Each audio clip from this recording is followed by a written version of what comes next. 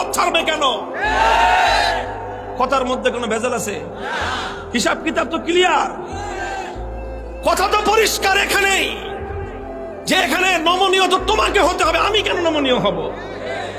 যেখানে তুমি বাতিলের উপর, আমি হকের উপর, তুমি বদ্দিনের উপর, আমি দিনের উপর, তুমি কোরআনের বিপক্ষে, আমি যখন কোরআনের পক্ষে, নমনীয় তোমাকেই হতে হবে, আমার নমনীয় হওয়ার কোনো স্কোপ নাই।